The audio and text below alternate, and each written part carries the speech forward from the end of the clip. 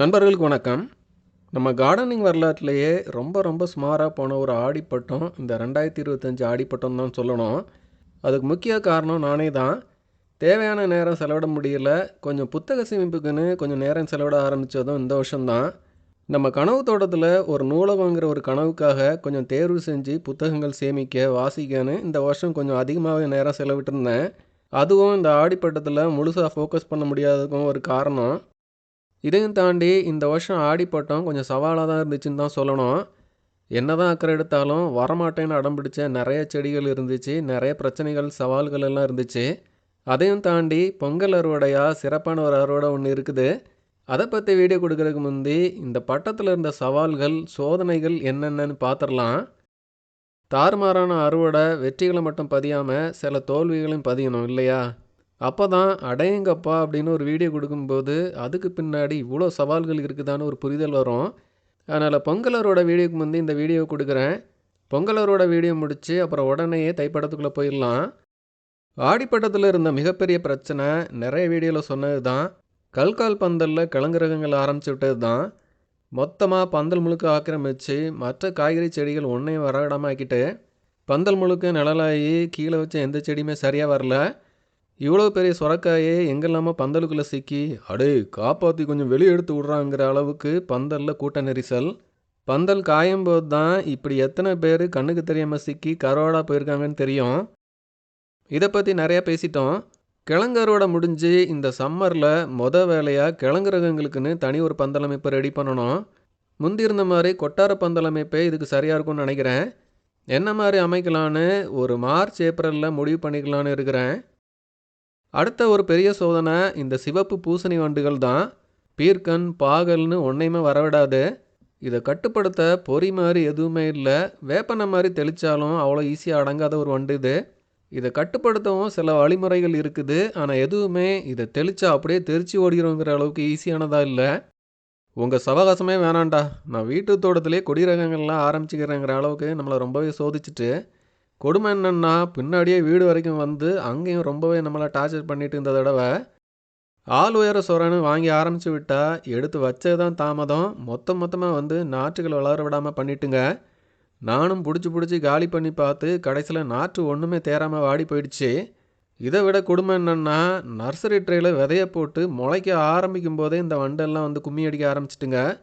அடே பச்சை மண்ணுடா, அது முளைச்சி 3 இலை இல்லை ஒரு இலை கூட விடலையேடா, அதை போய் தின்னு காலி பண்ணுறீங்களேடா, இது நியாயமானு ரொம்பவே கடுப்பாயிட்டு. இந்த நாற்றுக்கு என்ன வேப்பெண்ணெயை தெளிக்கவா இல்லை ரெட்டிசீலியம் லக்கானியை தெளிக்கவா, தெளிக்க இலை கூட இல்லையான்னு செம கடுப்பாயிடுச்சு. இந்த அளவுக்கு இந்த சீசனில் இந்த சிவப்பு வண்டுகள் வீட்டு தோட்டத்துக்கு வந்து ஓவராக தொல்லை பண்ணி ஒன்றையுமே வளர விடாமல் பண்ணிகிட்டு இருந்துச்சு. இதுதான் நம்ம தோட்டத்தில் இப்போதைக்கு நம்மளோட மிகப்பெரிய எதிரியாக மாறி இருக்குது. இதை மட்டும் கட்டுப்படுத்திட்டா ஒரு பெரிய நிம்மதி இருக்கும். அதுக்கும் ஒரு வழியை சீக்கிரம் கண்டுபிடிக்க பார்ப்போம். அடுத்த பிரச்சனை, இந்த வருஷம் நல்ல மழையா இல்லை சுமாரான மழையான்னு கேட்டால் என்ன சொல்கிறேன்னே தெரியல.